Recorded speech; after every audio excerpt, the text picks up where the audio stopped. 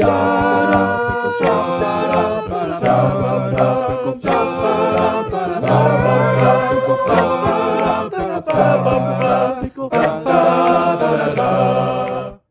there, and welcome to Digital Watches Are a Pretty Neat Idea.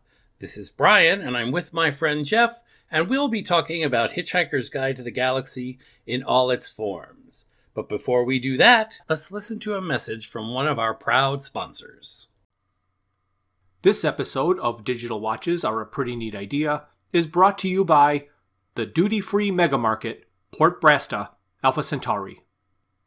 You do not have to be crazy to shop here, but it helps. Take it from brain care specialist, Gag Hellfront. Be like the 22nd elephant with heated value in space. Bark. The preceding slogan is a clever and elaborate pun in Lingua Centauri, and is completely incomprehensible in any other language. Therefore, it is entirely pointless for a duty-free shop at a spaceport, much less as a commercial for this podcast. Hey Brian, how you doing today? I'm doing great, Jeff. How are you? Well, I was feeling bad. You were feeling bad?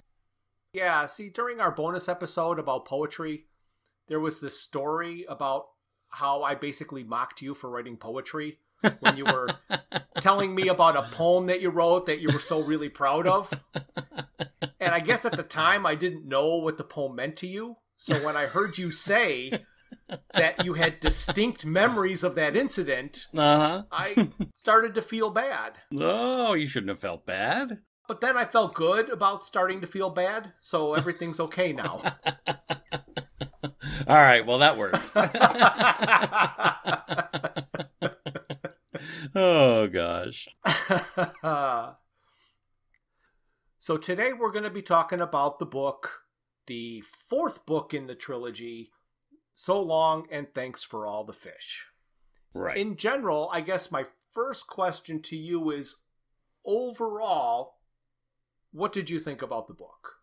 Well, it's really interesting to me. I think that in terms of his prose, Douglas Adams' writing in this book, I think it's definitely my top. I like the way he has written this book. There's a lot of imagery that he uses in his language, and for me, it brings back more memories than I thought. When I read through it again, I'm like, yeah, this was the one that I remember really well. So it's interesting. Yes, I kind of feel the same way. I have difficulty saying this is my favorite book because you can't go over the first one. But no, the first no way. This one I think I like better for multiple different reasons than I do the previous two. However, one of the things that I was disappointed, and we kind of had a little discussion about this, is for me, this isn't the book I hoped for when I read the beginning. Right. It's close and it will fit the niche, but the book I hoped for would have been so tremendous. And this is still, like we said, I'm not going to say I don't like this book because it's number 2. But my expectations, and I guess the reason I had these weird expectations is because there was no expectation of this book. The trilogy had been completed. Yes, exactly. Nobody was going, wow, I wonder when the next one's going to come out, because the story was done. Right. So when this came out, it was fantastic. Right. And I can appreciate where you're going with that. It is funny because the book may not be very heavy in plot, but the sentimentality in it is what I think I appreciate the most. It's a little bit different spin for Adams. I mean, he's got all of his standards in there in terms of his joke telling and that kind of thing, but it's much more sentimental, and I guess I like that about this book the most. So I guess I'm going to say, you know how the people who are closest to you can aggravate you the most? Absolutely. That's kind of how I feel about parts of this book. Okay, all right. So I really, really like the book. Therefore, when I find things that I can't reconcile in my mind, they really aggravate me. Right. And we'll talk about a couple of them all right. coming up. All right. When we get to them in the book. You got it. The book aggravated me from word one. I got this book. I can't tell you how excited I was that this book was out and that it was given to me by my uncle again for Christmas. So he gave me the first one and he gave me this one. Right.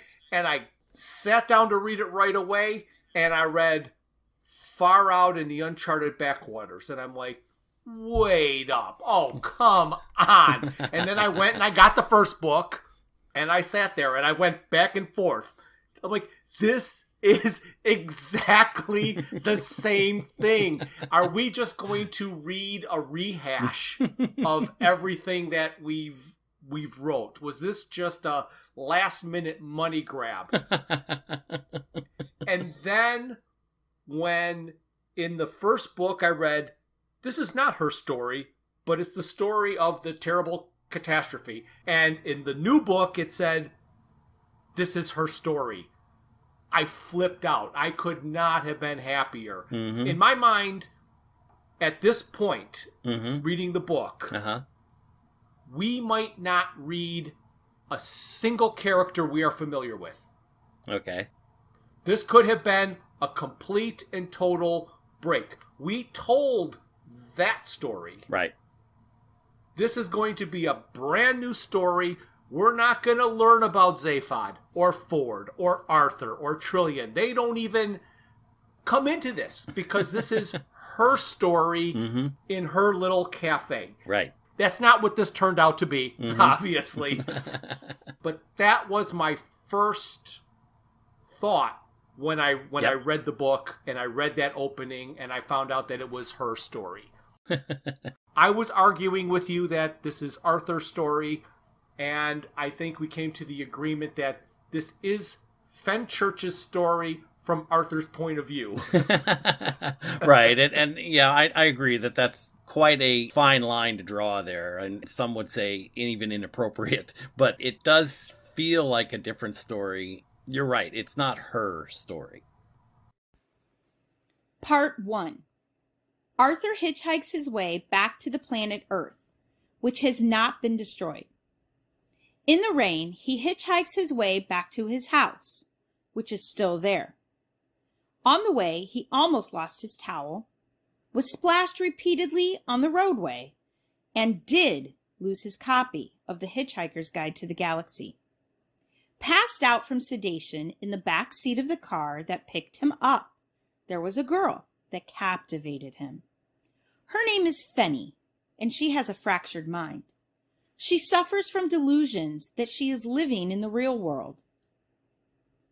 During his car ride home, Arthur learns from Fenny's brother that the world believes the appearance of the Vogon ships and the destruction of the Earth was a hallucination. The ships just vanished. After he was dropped off, the car with the girl drove away, and the girl seemed to be gone forever. Rob McKenna is a truck driver who has cataloged 231 types of rain. It is always raining on Rob McKenna. He hates the rain even though he is a rain god. The clouds like to nurture him and to water him. Ford Prefect is in the habit of using loopholes to get free drinks. He was drinking heavily because he thought that his entry in the guide about the Earth was about to be deleted. He was still owed 15 years back pay for writing Mostly Harmless. When the guide was revised, he was surprised to see that the entry about the Earth was greatly expanded. Everything he wrote about the Earth was now included. He realized that something weird was happening and wanted it to be happening to him. He stole a police helicopter and then traded it in for a first-class ticket on the next ship leaving the system. He wondered about Arthur for this first time in a long time. Like in his previous books, this book also happens to be full of interesting characters, ideas, and concepts that have blown my mind. Did you find that? Yeah, absolutely.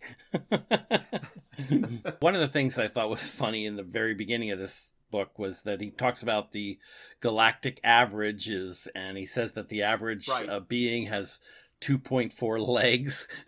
Yes. Yep. And it's funny because it's just something you wouldn't think about, you know? Right, because that was when spaceship was landing. Right. And this is outside of what's happening. This is one of the things that he's doing, I think, more in this book than I remember from the other books, which is speaking directly to the reader. Right. Right. Yeah, and I have a note of that much later in the book that I thought was quite definitely. interesting. Yeah. So here he's telling the reader that the spaceship is landing, and you would imagine that it contains 6 people. Right. And then that's when he goes into this galactic average thing, and all just to say that, yeah, you'd be right. It does kind of hold 6 people. It was so. I liked periodically throughout this book how he cuts from the story and he's talking directly to me, the reader. Right. Right. And so, as for these interesting characters, he comes up with this guy named Rob McKenna, and he's described, and they're mentioning all of the different types of rain that he distinguishes between. He has like 231, because I think the Eskimos had 230 types of snow. He had to have one more. So he has 231 types of rain. Right, right. And as they're reciting them, it has that whole Forrest Gump kind of feel. Yes, definitely. But the one that he's driving through now is number 17, which is a dirty bladder. And I could completely relate to this because this was one of those rains that you don't think your windshield wipers are doing anything. It doesn't matter whether you have them on or off. So you turn the wipers off, and it definitely gets worse. It just doesn't get better when you turn them back on again. Right. And I love how he describes them as being wetter than an otter in a washing machine. Yeah, that's right. And so pretty early in the story, they want to make sure that we know that Ford is going to be involved. So they cut over to him, and he's in this bar, and he's about to be killed because they won't accept his American Express card. Right, right. He's in the old Pink Dog Bar. Right, right.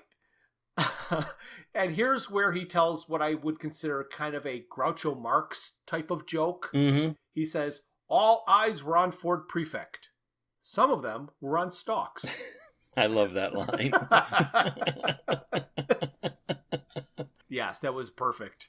Yeah, and I like while he's discussing things with the bartender, Adams describes it, all of a sudden there became a missile crisis type of hush that covered the bar. Yeah, that's probably when he asked for credit. Exactly. And of course, another strange character pops up here. I mean, like literally pops up, right? Yes. Yes. This bar has a disembodied arm of the previous owner that is a bouncer. So weird.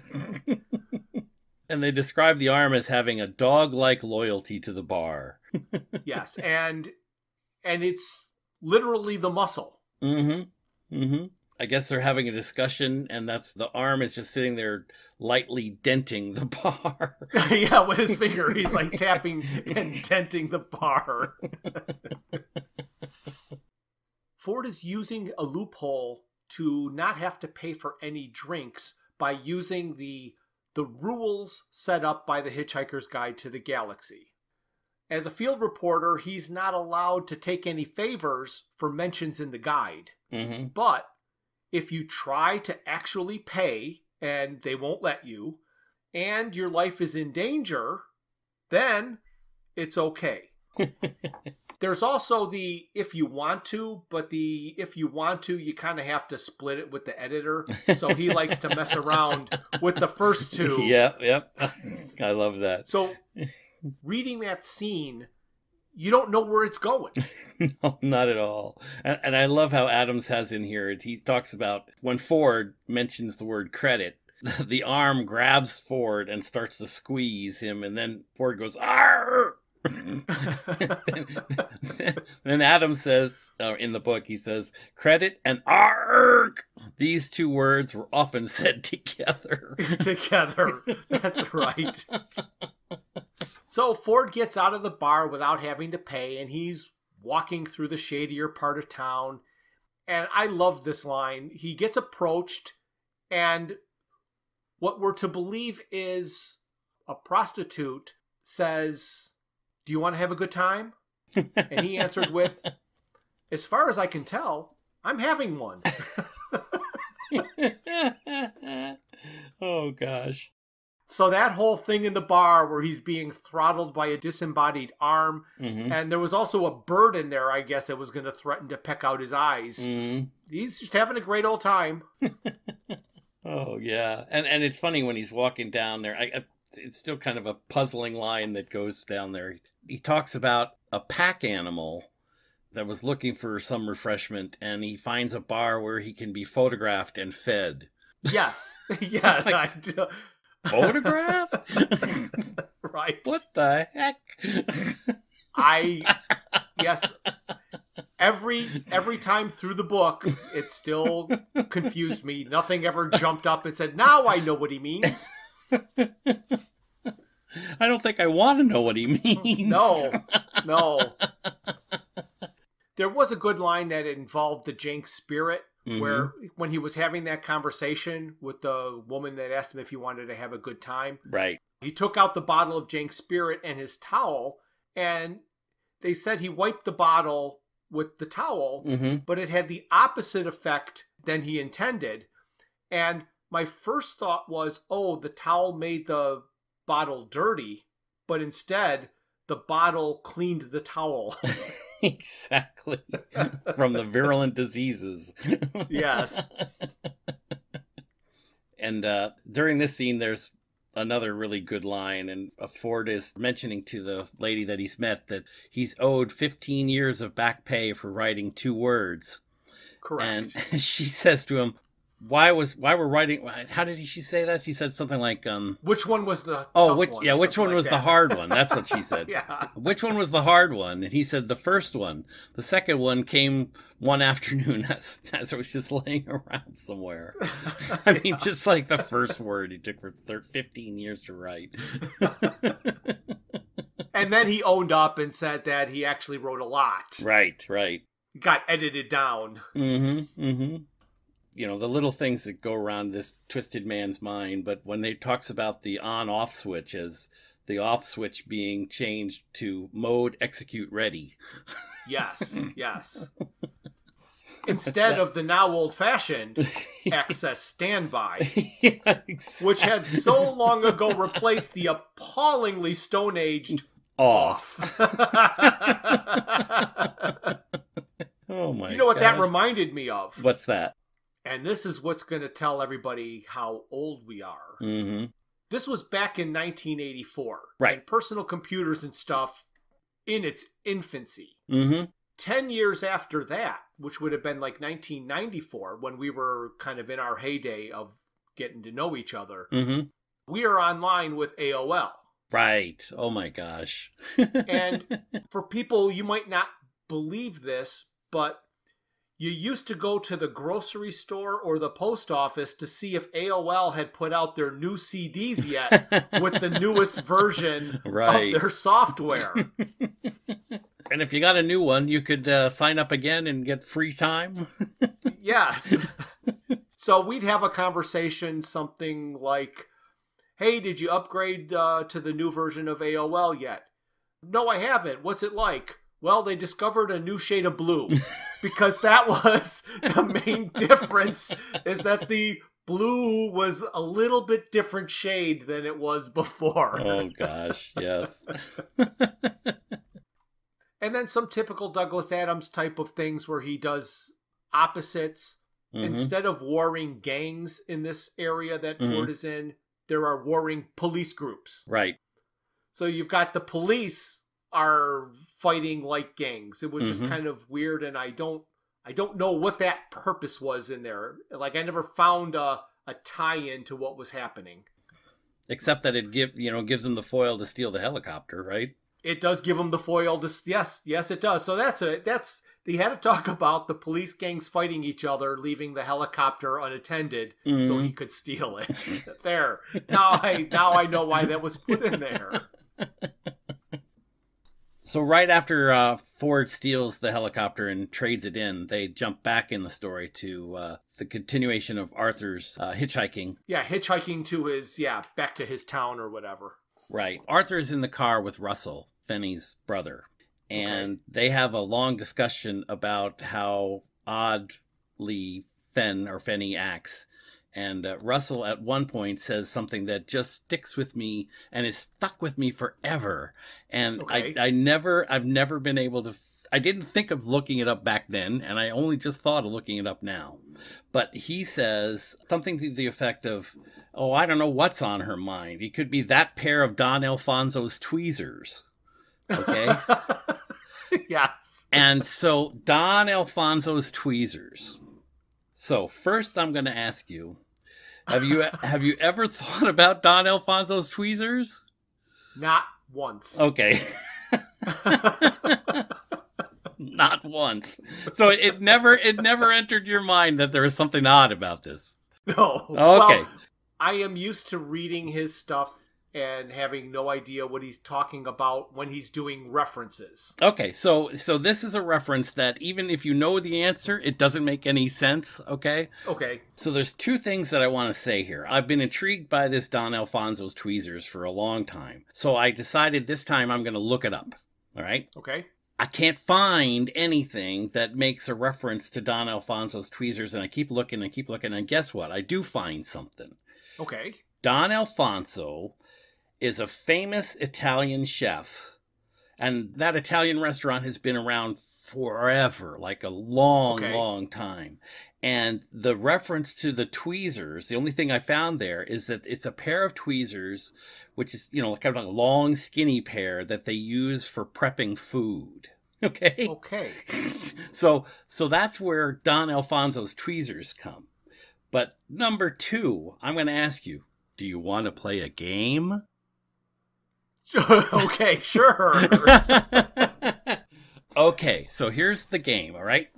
I'm going to tell you something, and then you should repeat that, and then I'm going to give you another thing, and you're going to add the two of them together. Kind of like, how the 12 Days of Christmas goes? Yes. I'm going to tell you the first one, and then I'm going to tell you the second one, and then you're going to repeat back the first to the second. And we're not going to go through 12. Trust me, so it won't be that painful. But so this is where I believe. Are you going to make me say something rude? No, I don't believe so. No, but that would be funny if I did. Okay, yeah. But I think this is where all this comes from. So here we go. Are you ready? All right. Now repeat after me. This is called the Tibetan memory trick. All right. Okay. 1 hen. 1 hen. 2 ducks. 1 hen, 2 ducks. 3 squawking geese.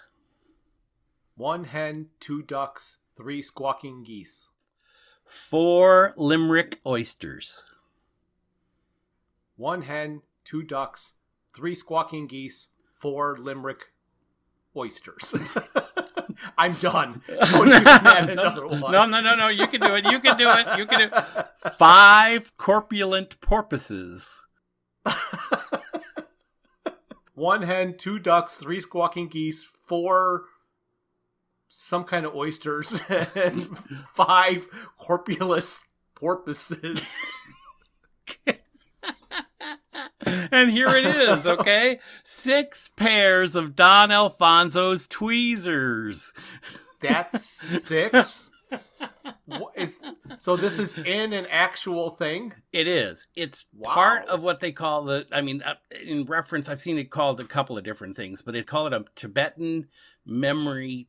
The one I'm looking at now calls it a trick, but it's a Tibetan memory process. It's designed to try to get your mind, stretching your mind around things.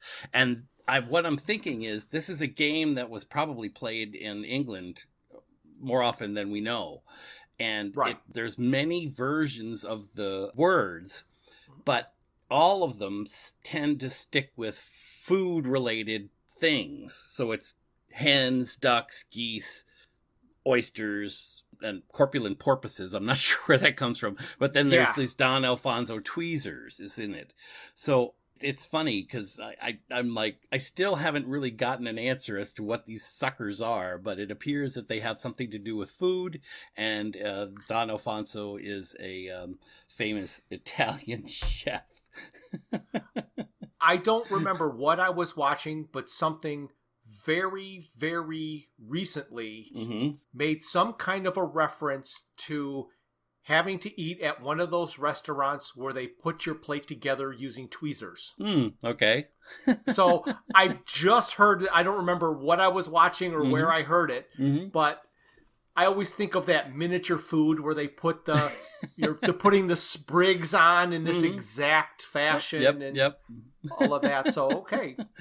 Well, so Don Alfonso's tweezers is one of the things that I have never forgotten about this book. There's two more coming up later on that we'll talk about, and I just think it's funny. Are they as forgettable as Don Alfonso's tweezers? Like, it's odd that you remembered them, or is it remembered things? Because there are things I remember from this book that are like mind blowing. So it's no. Well, I think it's a combination of the two, and we'll talk about it when we get there. Right, it's interesting. What I remember from the car ride that Arthur was in is that there's this point where he leaps out of his seat and then the car goes into some kind of a spin. Right. Because he had the handbrake when he jumped up. Right. When I read that passage again, it reminded me of our trip from New Jersey to Michigan towing your car. Right. So we were traveling all night and we were taking turns driving. Right. So I was driving, and then you would try and get some sleep, and then we'd switch and you would drive. And at this point, I was trying to get some sleep. And you know how you get to this point where you're half sleeping and half not sleeping, and your mind is still going and thinking? So I am sleeping or trying to go to sleep or on this verge of falling asleep. And in my mind, the last thing I can remember is I was driving. And I just jumped out of my seat. And you had made a comment of it had just started raining, so the road sounded different with the tires. But do you remember me jumping out of my skin when we were driving? Oh, I remember driving. Yes. So that's what I thought about. It's like, I know what it's like to just jump out of your seat in a car. Exactly. Well, that's funny. Part 2. Arthur was having trouble believing the Vogon ships were a hallucination and the Earth had not been destroyed. He decided he needed a drink and headed to the Horse and Groom. However, his appearance was frightening, and he changed his mind. He calculated he had been gone for 8 years, but only 6 months had passed since he left. After a close call of being discovered due to a small dog, Arthur made his way to his house. Inside his house, there was a pile of junk mail, a dead tabby kitten, and a mysterious package that contained a glass fishbowl with "So long and thanks" etched onto its surface. He filled the bowl with water, shook the babelfish from his ear, and put it in the bowl. Arthur cleaned himself up and made his way to the roof of his house. He opened up his mind to connect with the world around him. He discovered a fractured mind and knew it was Fenny. When Arthur discovered himself hovering over his neighbor's rose bushes, he realized he had fallen asleep and was sleep flying. He fell into the roses upon waking. He went back home and went to bed. Arthur woke, went to the refrigerator, and took out the 3 least hairy things in it. He watched them for a few minutes. When they did not move, he ate them for breakfast. His meal killed off a virulent space disease.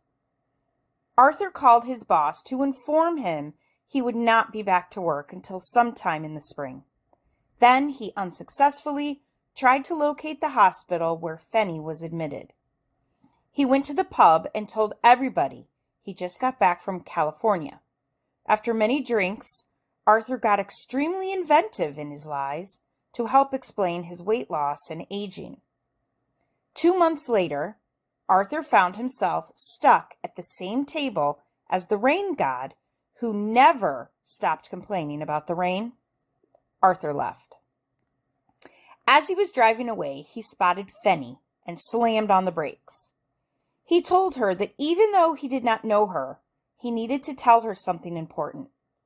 He offered to drive her to London. He settled for bringing her to the train station, where they could talk for half an hour. In that half hour, Arthur learned that Fenny's real name is Fenchurch, and she was conceived in the ticket queue at Fenchurch Street Station. He got her phone number.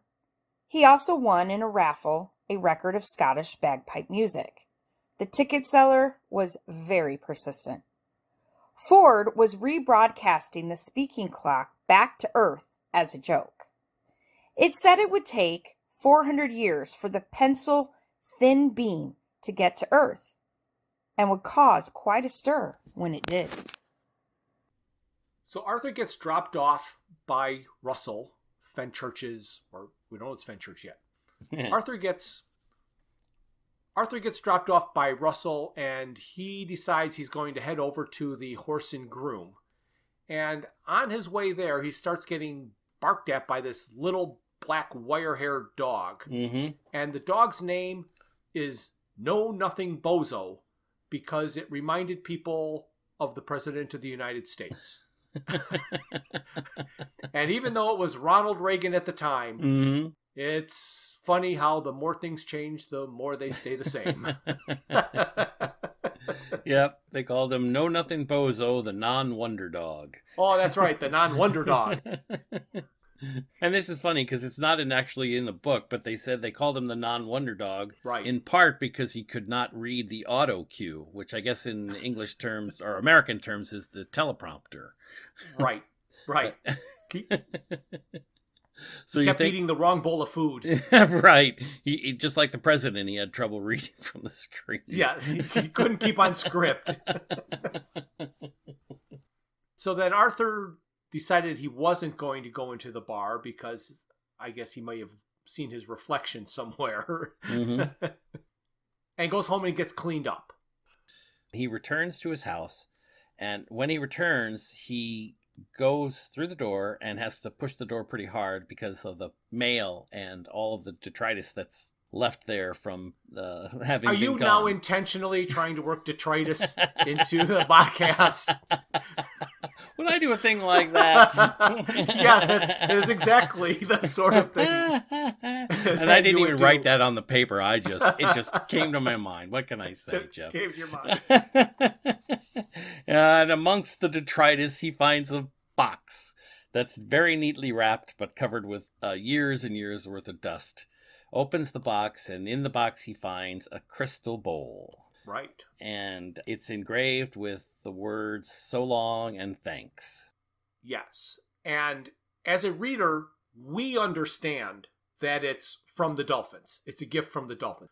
He hasn't the slightest idea where it came from, but Correct. But we as a reader understand that it's a gift from the Dolphins. Mm-hmm. Two things about that scene. First, in the pile of junk mail, I believe there are a bunch of references to American Express. Right. So again, Ford is trying, like, American Express is getting a lot of mentions in this book. You think it's a paid promotion, do you? I wouldn't know, but it wouldn't surprise me.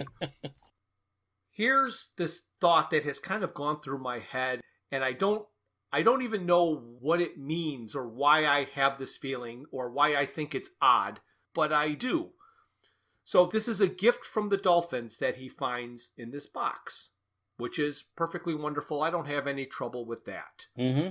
But the Dolphins in our society have been captured and put into tanks and coerced to perform. And the gift that they give Arthur is a representation of their captivity. It's a fishbowl. It's like, well, I don't know what the gift should have been, but I just find it odd that it's a fishbowl. Mm-hmm. Mm-hmm. Because it's a symbol of captivity. Mm-hmm. It's not... It was a place for him to put his Babel fish. So he was able to take his Babel fish out and give it a home. But I always thought it was odd that the gift from the dolphins was a fishbowl. Right, right. Well, that's the way Arthur used it. We don't know the exact shape of it, but we can assume it was, global. Because he does say a globe. Yeah, a globe. Right, right. Well, we can talk about it later, but the other people that get it don't actually put water or fish in it. No, they put wheat germ. Right, exactly. Wheat germ and golf balls. So, it's only Arthur who thinks of it as a fishbowl, primarily because he's got a fish in his ear. True. So True. If you'd had something else, would you put that in instead? And it could have become... So in theory, it is just a bowl. Yes. It is not necessarily a fish bowl. Right, right. I guess. Now you've got me thinking, so hold on here. When Arthur opens it up, mm-hmm.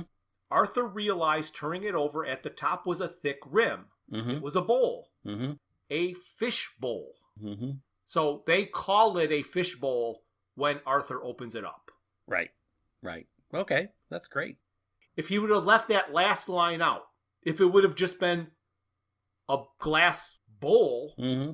It could be a candy, it could be anything. But I'll say now, and I'll use the word, unfortunately, he called it a fish bowl right in the beginning. Right, right. Which took away room for interpretation. Yes, you're right. You're right. But, and I was thinking about that, too, because, it's small, though. So it's not like they could have been captured in a fishbowl. No. Well... But what could be captured in a fishbowl of that sort is the food that they ate, other small fish. Yes, that's true. I'm just scrolling through real quick, and every time they refer to the bowl, they call it a fish bowl. Oh, good. Because he did put the Babel fish in it, and once he put the Babel fish in it, mm-hmm. It is then a fish bowl.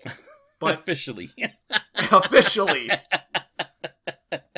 So in later versions, I want them to edit out that last little line at that mm-hmm. first reference. Right, you got it. We're skating towards that pun thing, so you got to be careful. That's right. That's right. But he does eventually go back to the bar, and if I had to pick a least favorite part of this book, it would be the scene in the bar where Arthur was trying to explain that there are alchemists in California that turn excess body fat into gold. Yeah, it was kind of dopey. But it's the kind of thing that Arthur might have come up with since he was, in radio advertising? That's right, he was. For the BBC, it turns out. So the next thing that happens in the story is that they go back over to Ford. He has captured an individual, and he's taken his ship. And now he's looped in the clock from London on a tight beam so that it's, I guess, pointed back towards the original Earth. And it's repeating the time over and over again. And they describe Ford as giggling and sniggering around the ship, which I thought was funny. Yes. So the guy that he took the ship from, he's actually on the ship, I think, in cryogenic chamber of some kind. Yep, that's right. That's right. And when they go back to Arthur, it's 2 months later. Mm-hmm. And he ends up with a chance encounter of meeting up with Fenny. And he just slams on the brakes, and they say he avoids hitting her with the car, but hits her with the door as he flings it open. Right. But he does hit her arm, and her umbrella flies away, and all of this kind of thing. Mm-hmm. So he's really hoping that she's local, but it turns out that she actually lives in London, and he brings her to a pub near the train station that she's going to take a train to London, and they got a half an hour before the train, so he's trying to talk with her desperately because there's something that he needed to tell her. And I don't know, that scene in the pub by the train station was so perfectly awkward. It was kind of exactly the way things happen when you have something important that you want to do. Mm-hmm. Mm-hmm. So they're trying to have this conversation, but there's some goofy raffle going on that this woman is trying to sell tickets for, and she comes back to the table 4 or 5 times. But the best part of that scene, it's basically, she goes up to Arthur, asks him if he wants to buy raffle tickets. So to get rid of her, he buys some raffle tickets. Then she turns to Fenchurch, and what about you? He's like, no, here. And he gives her more money to buy more raffle tickets. And then she turns back to Fenchurch, and what about you? And it's like, these were for her. I love that scene. They went pretty quickly from the scene I liked the least in any of his books to one of my favorite scenes in any of his books. Mm-hmm. Mm-hmm. So here's an example of what I like about this book and Douglas Adams' prose in this particular book. Here he's talking to Fenny, and he is stumbling through his words. He wants to say something special, and he's trying to get the words out. And of course, he's being interrupted by the lady selling tickets. But I'm going to read this little passage here. Okay. So he says, a story that I must tell you, which would, and he was thrashing about for words. He wanted something along the lines of, thy knotted and combined locks to part, and each particular hair to stand on end, like quills upon the fretful porcupine. But he didn't think he could carry it off, and he didn't like the hedgehog reference. Yes, because her brother, in trying to describe what was wrong with her, said she thought she was a hedgehog. Right, exactly. But I mean, that's the kind of, I guess, romantic or thoughtful prose that I really enjoy about this particular book. Yes, that scene in the pub that was so awkward for Arthur trying to figure out the best words was so very typical of the type of things that happened to Arthur. Mm-hmm. During that meeting, he learned that Fenny, and she said, don't call me Fenny, her real name is actually Fenchurch, and I will totally agree with her that their time together in the train station would not have gone so well if it wasn't for the woman who was constantly interrupting to sell raffle tickets. One of the next things that happen here is they do a short introduction of Wonko the Sane. Okay. And we'll talk about him later, because even in the chapter they say we'll talk about him later. Right. But what I really appreciated, and this is so typically Adams, it just makes me laugh every time. So here's a paragraph from that particular section. He watched the long, slow Pacific waves come in along the sand, and waited for the nothing that he knew was about to happen. As the time came for it not to happen, it duly didn't happen. And so the afternoon wore itself away, and the sun dropped beneath the long line of the sea, and the day was gone. Yes. That's another one of those paragraphs in which his prose just really appeal to me. Right. Absolutely. But it's funny that he uses that same joke about nothing happening. Yes. and here, and continuing. Right. Yeah. Continuing, nothing continued to happen. And still, it's fresh and new, and it's good, right. You know? Yes. Part 3. Fenchurch's phone number was written on the raffle ticket with which Arthur won the record of Scottish bagpipe music. He searched for it but never found it. In a state of sorrow and depression, he decided, out of superstition, to go back to the same cafeteria he was at just before he met her. The rain god was there again and explained he has a 15-year diary documenting that it always rains where he is. Arthur convinced him to show it to somebody. Arthur bought a computer to help him pinpoint the exact location of his cave on prehistoric Earth. It was impossible, so he guessed. He went to the determined location of his cave in London and knocked on the appropriate door. Fenchurch answered. He would never know he got the location exactly right. During his time with Fenchurch that day, she told him there was something wrong with her, and he had to figure out what it was. They went to Hyde Park, where they walked, cuddled, kissed, and told stories. After her story, Fenchurch told Arthur she has developed a fear of sudden revelations. She recounted the day that the earth was seemingly destroyed.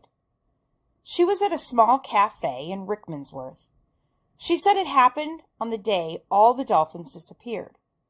Arthur was unaware of the disappearance and seemed confused.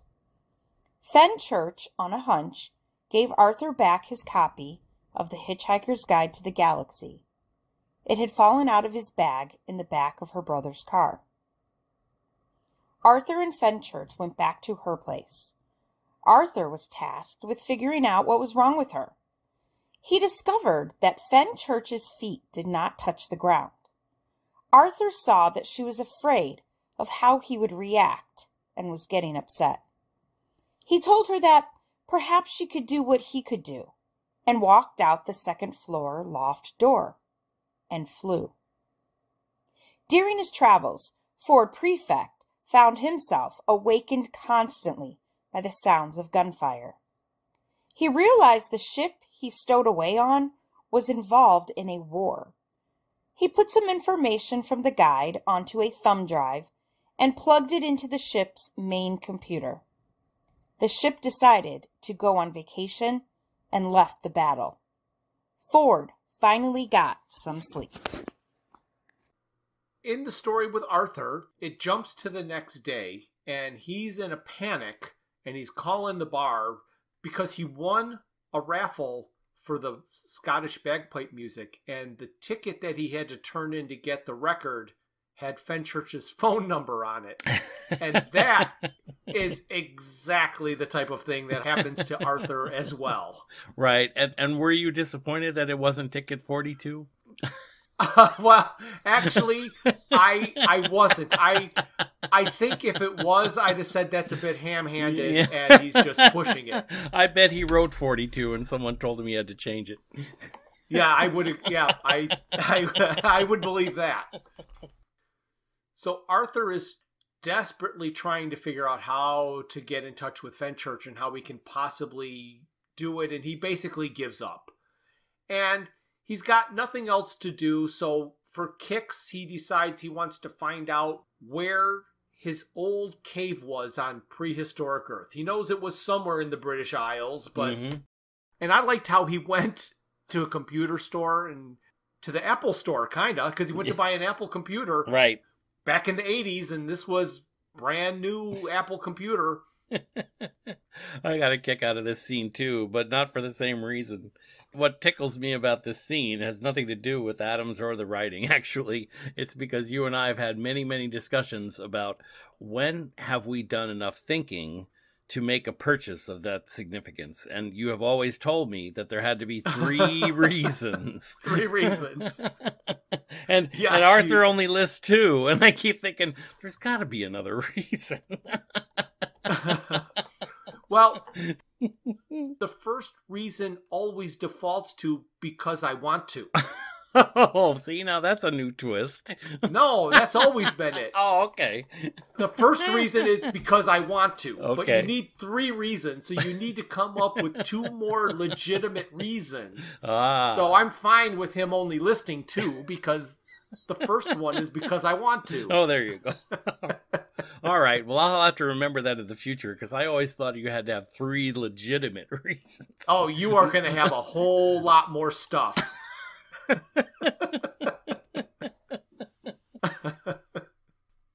So anyway, the infinite improbability field is still swirling around Arthur because his ability to pinpoint the exact location of the cave and having it be Fenchurch's address is perfect. And I like how he included this whole scene of raising Fenchurch's cello to bring it in the second-story loft door is all just set up so we know that door is there right. for a future scene. Uh-huh. Oh, but here, I have to point out this to you so that you can reiterate your thought that Arthur should remember the name of the computer. Because here in chapter 17, it actually says when he goes into the Apple store to buy the computer, right, he wonders whether he should mention Eddie the shipboard computer. So here he actually remembers the name, you know. Yes, the salesman asks if he knows anything about computers, and he's like, should I tell him about Eddie, who would have just known the answer that he was looking for immediately. Yeah, I got a kick out of that, actually. I didn't write anything about it, but believe me, I got a kick out of it. Mm-hmm. So Arthur gets tasked with trying to figure out what's wrong with Fenchurch. And I think that that is a totally unfair question, and nothing good could ever come from it. During the day that Arthur is spending with Fenchurch, they go to a park, and he tells her a story of his encounter with a stranger in a train station who ate half of his package of biscuits. And that package of biscuits turned out to be the other way around because his biscuits were under the newspaper. And I saw an interview in 1985 on Late Night with David Letterman where Douglas Adams said that this was a real story that happened to him. Right. And the first time I saw it, I loved the story, I loved the book, and I completely believed that it was something that actually had happened to him. Right. But I looked it up and I watched it again recently, and when Douglas Adams is telling the story, it sounded more like he was trying to quote the book correctly rather than telling a story that happened to him. Yes. So now I'm not sure whether or not it's a real story that happened to him, because it didn't sound like a story. It sounded like he was trying to quote the book, and he kept mixing it up a little bit. Right, right. I can appreciate that, but I also wonder, you know, it's hard to know whether under those circumstances, whether the conversations that David Letterman has with his guests are real or they're scripted. And they're scripted. They're 100% scripted. Exactly. Yes. So I think that's what you notice more than anything there, is that I think Douglas Adams wants to go off script and tell his own story in his own voice, but he's promised that he would, you know, recite this script back, and that's where that he kind of stumbles through it, you know. I mean, that's the impression that I got from it, and it wouldn't surprise me, because I think David Letterman is a little too vain to let someone upstage him, so he wants to make sure that he has the best jokes on the show. Yes. Then don't have Douglas Adams on as a guest. Exactly. At least that's the impression I got. Right. Fenchurch also told a story that was very short, but I think it's something that everybody should be able to relate to, which is finally noticing something and having a great weight lifted off of you that you never realized was there. Right. Yep, I do like that. These are the sentimental parts of the writing that we were talking about earlier as well. So the next story that Fenchurch tells Arthur is her story about being in the small cafe in Rickmansworth and why she has this dislike of sudden revelations. And during this story, Arthur is asking when it happened, and she was saying things like, you know, the day the dolphins all disappeared. And Arthur had no idea what she was talking about. Mm-hmm. And at first I was wondering, how do you not know? And then I realized there's no possible way he could have known. Right. Isn't that funny? Because remember, even in the movie, we made a reference or a revelation that when they come back from the bar and Arthur is yelling at the workmen for having destroyed his home, they show his home torn to pieces, and there's a newspaper, like a tabloid newspaper cover. Right. And it says, "Dolphins disappear," you know? Yes. So in the movie, they gave you an opportunity to believe that he'd read the paper and saw that they disappeared, but not in the book. They don't really make any reference to him having any knowledge of it. No. And he clearly does not. He clearly does not. And Fenchurch was kind of having the same sense about Arthur that Arthur was having about her, that they have something in common.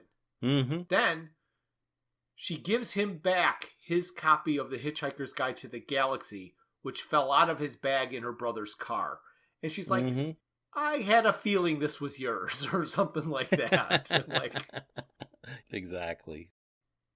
Anyway, here they get back to her apartment, and after trial and error and a lot of getting warmer, getting colder, in a very playful manner, Arthur figures out that Fenchurch's feet don't touch the floor.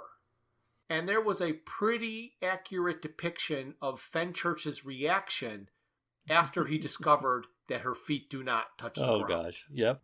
And so, like I said, in setting up this future scene, we now know that there is a loft door on the second story, and Arthur, to relieve her anxieties, asks, I wonder if you can do this.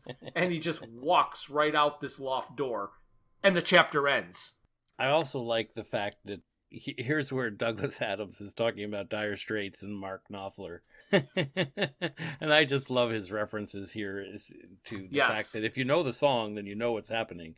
And going on and on about Dire Straits and Mark Knopfler. Right. Another one of those occasions where he's coming out of the page and talking directly to the reader outside of the story. Exactly. We're about to get there, but he just completely breaks the fourth wall in chapter 25. Yes, he does. Yeah. Part 4. Fenchurch discovered Arthur could fly. Arthur wanted her to try, so had her step onto his outstretched hand. In her fear, Fenchurch tried to think about other things and distracted herself from what she was doing. Fenchurch began to fly. During their flight, she began to fall. Arthur caught her, but could not support her. So, he let go of her and pushed her away. Her incredulous surprise was enough to distract her from falling, and Arthur hooked her little finger and swung her around and up again. After a little bit more of experimental flying, Arthur and Fenchurch had sex on the wing of an in-flight 747 outside the window of Mrs. E. Capelson of Boston, Massachusetts. She did not tell anybody about it. They went to California to meet the man on the planet who knows the most about the dolphins and their disappearance, Wonko the Sane. He is visited by angels who wear Dr. Scholl sandals. They are on their feet all day because they work at a place they call The Message.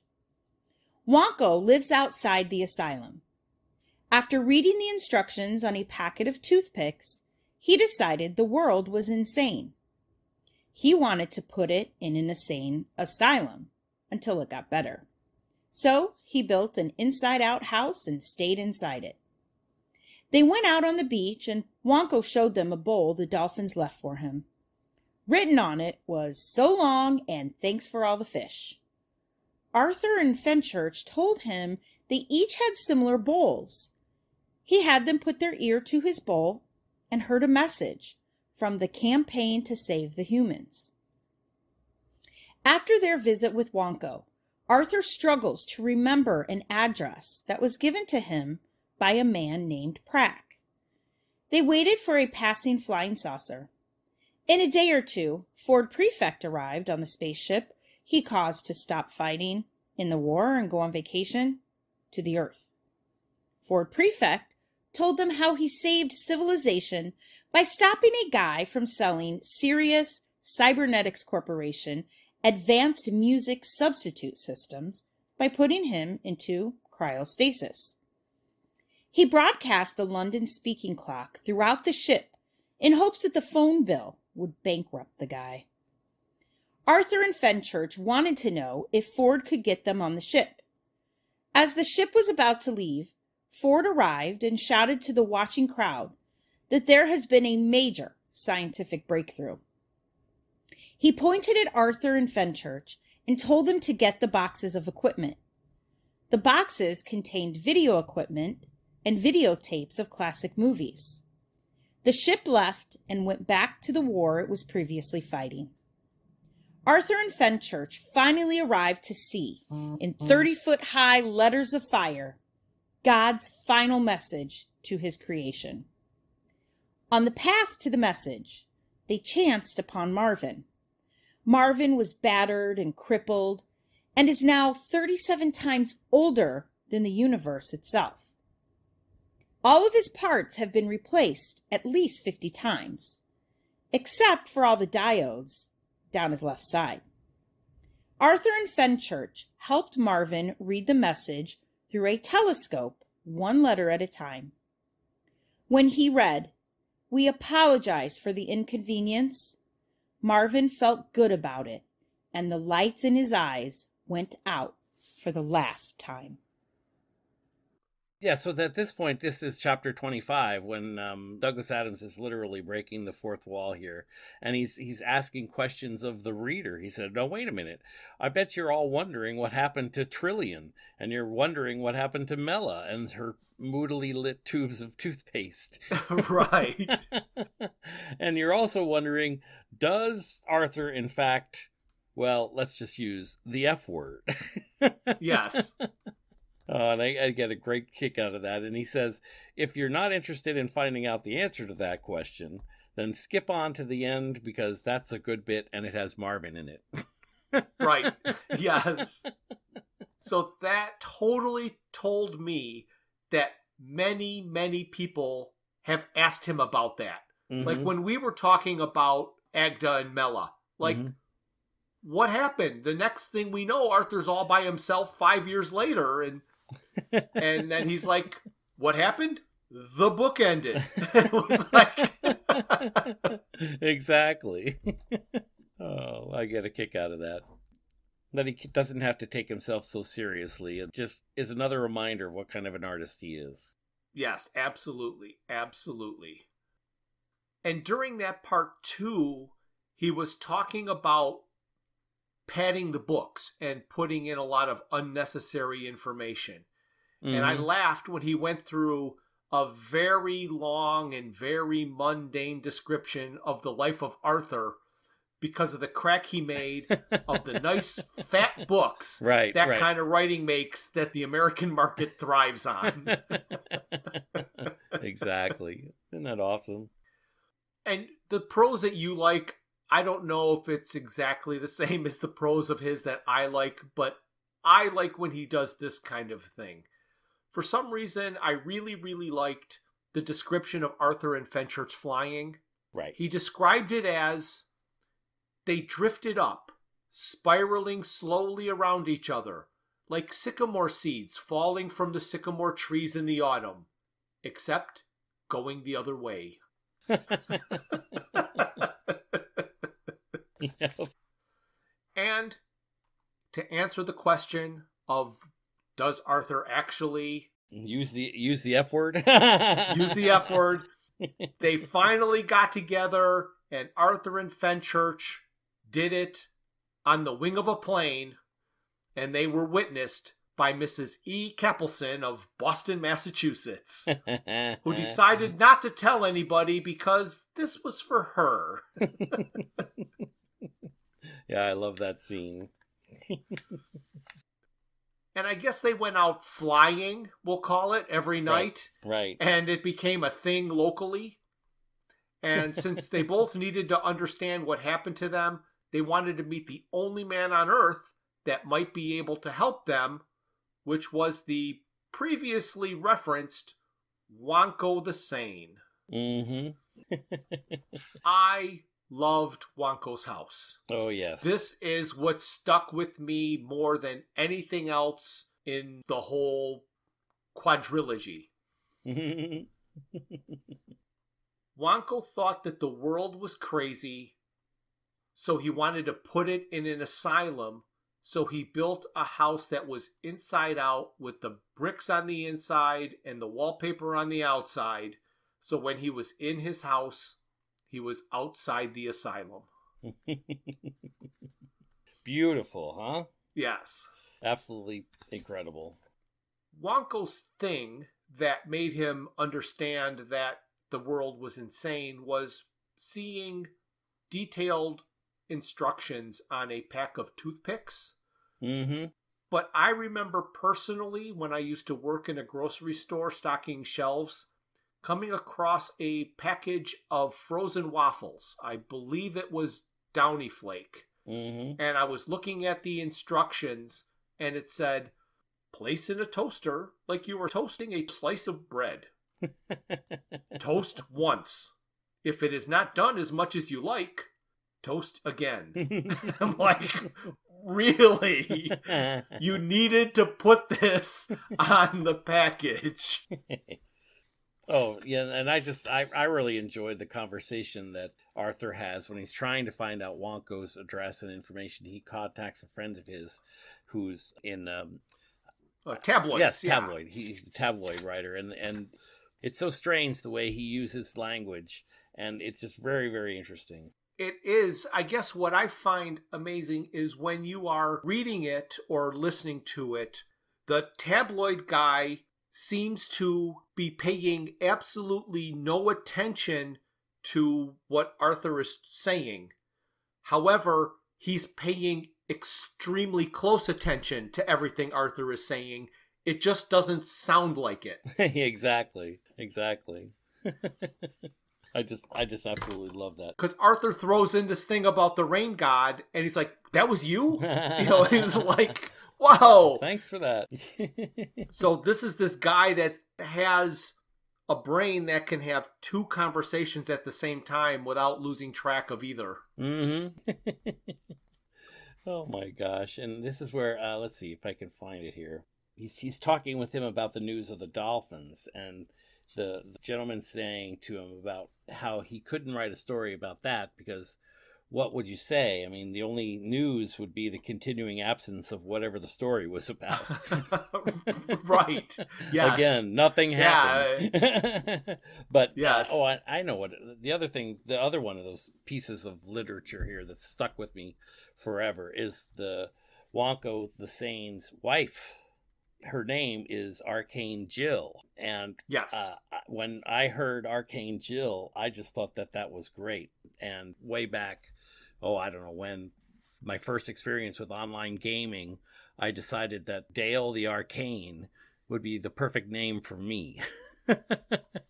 Oh, okay, yes. I remember that name. Yep, and Arcane Dale is one of my other little handles that I use. And I laugh because the way I think of it is like, people that know me are like, such bizarre bits of information from all over the world that nobody knows, the arcane knowledge of Bryan, Yes. That Arcane Jill stuck with me. In fact, like I said, I took a piece of it with me throughout my whole life. So during their visit with Wonko, he showed them the bowl the dolphins left for him. Right. Arthur and Fenchurch were surprised by it, and even more surprised that each one of them also had a bowl. Mm-hmm. And another great example of how Douglas Adams' style of writing sets up something that seems like it is a big deal, but isn't, and the revelation that it isn't is what makes it funny, is when they were talking about Wonko and the fish bowls. Right. Wonko asked what they did with their fish bowls. Right. He told them that his wife kept wheat germ in his until last night. Right. And Arthur's like, what happened last night? He's like, we ran out of wheat germ.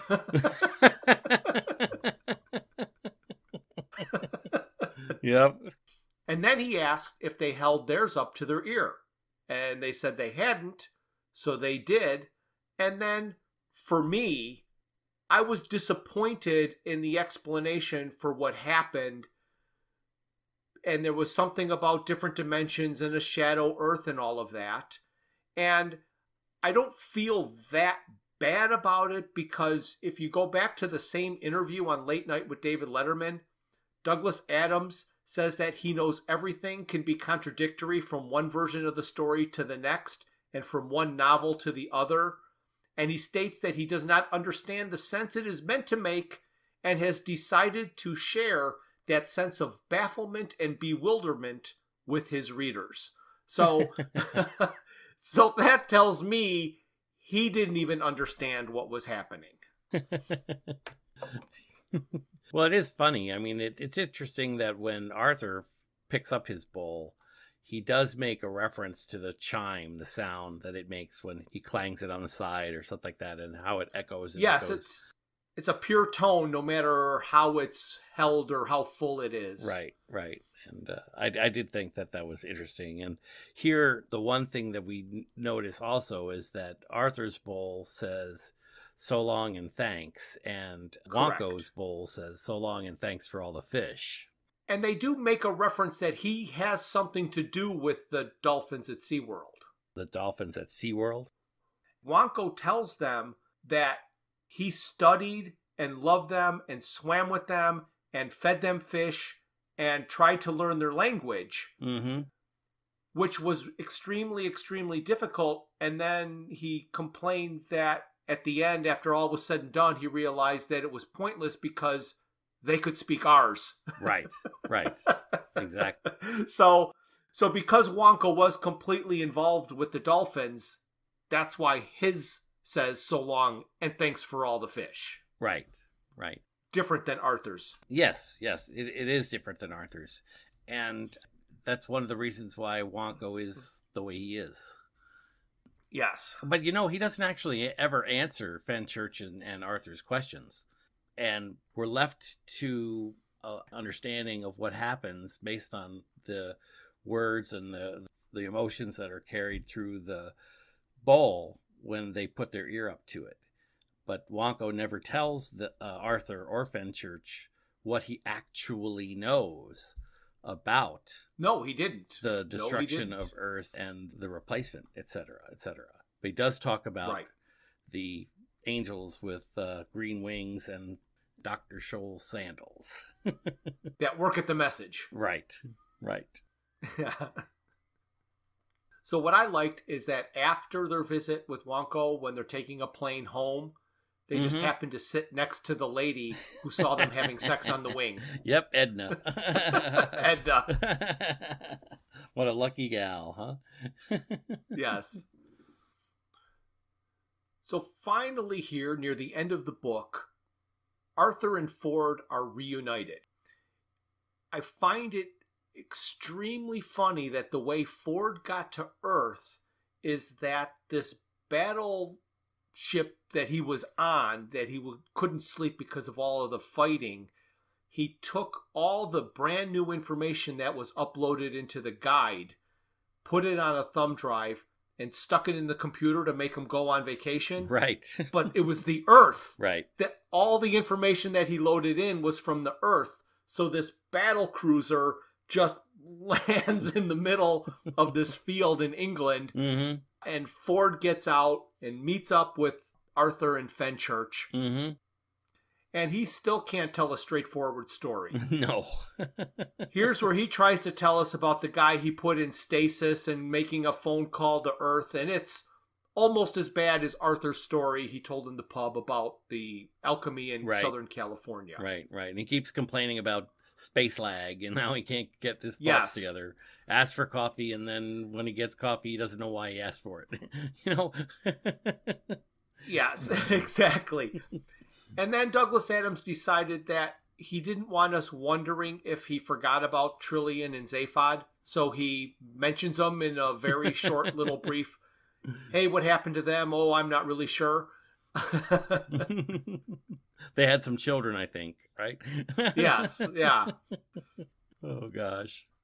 So Arthur and Fenchurch decide that they want to go find the message that Wonko had mentioned and had the angels with the Dr. Scholl sandals. So Arthur, remembering that he was told an address by a guy named Prack, sat down and figured out the address, and they're on their way. And then they get to the message, and we know they're going to see Marvin because he told us about that. Back on chapter 25. Back in chapter 25. And Marvin is decrepit. And Marvin said he was 37 times older than the universe itself because of all the traveling through time he has done. again, you and I are reading and looking and listening to the book at the same time we're reading. And I just think it's funny that during Arthur's conversation with Marvin, when Douglas Adams reads the book, he doesn't actually say this, but in the book, it says that right before they pick him up and carry him off, Arthur tells Marvin to shut up. And then they start walking down the long line. So the big reveal at the end of this book is God's final message to his creation. And they help Marvin, who can't read it because his optics are going, so they help him use a telescope so he can see one letter at a time. And he slowly reveals that the message is, "We apologize for the inconvenience." And Marvin felt good about it. There you go. And I thought you would feel especially good about the way they approach that, because doesn't it have that flavor of long, drawn out? Drawn out, yes. Right. Painfully slow reveal. It works in audio, but not so much on a page. That's right. So that's why I always wonder why they do that type of a thing in a novel, because you can look at the whole page at once and kind of read the message. The only thing we didn't talk about that I don't want to talk about because I don't understand its point was the epilogue. Well, now that you brought it up, don't we have to talk about it? Pretend it doesn't exist. Okay. No, I don't. Well, I think he intended for us to pretend like it didn't exist. Oh, gosh. It's so funny, you know?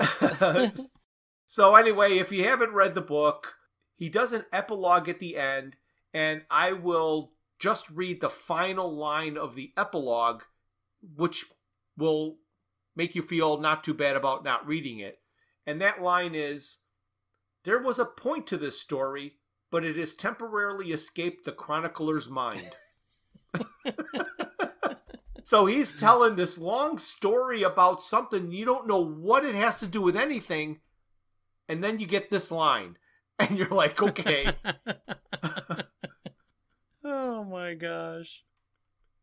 Next month, we are going to do more of the same, except we're going to listen to it, and we're going to do Quandary Phase, which will be the audio play for BBC Radio of their depiction of So Long and Thanks for All the Fish. Oh, that'll be awesome. I think it'll be pretty similar. I have no idea. I really liked what they did with Life, the Universe, and Everything. That right. Added a little bit without changing it. So I'm hoping they can keep up that same thing. Yeah, it'll be interesting to see how that goes. All right. So we've come to the end. So say goodbye, Bryan. Well, Jeff, what I really want to say is if you didn't enjoy the last hour and 15 minutes... Yeah. We apologize for the inconvenience. Yes. Thank you for listening to Digital Watches Are a Pretty Neat Idea. Look for us the first Thursday of every month for a full episode. We will also release a bonus episode later in the month. A very special thanks goes out to Luke, Max, Greg, and Tim Lesnick for arranging and performing our opening theme. We would also like to thank our talented friends and family for their voice work on our introductions and commercials. A special thanks this episode goes out to Danny Ortega for portraying Gag Hellfront in our commercial. We would also like to thank Lorraine Campbell for reading our summary. Visit our website at digitalwatchesareaprettyneatidea.buzzsprout.com, where you can find links to all my Hitchhiker's Guide to the Galaxy inspired t-shirt designs. You can find us on Facebook and YouTube as Digital Watches Are a Pretty Neat Idea, on Instagram as Watches Idea Podcast, and on Twitter at Watches Idea. If you'd like to contact us, our email is digitalwatchespodcast@gmail.com.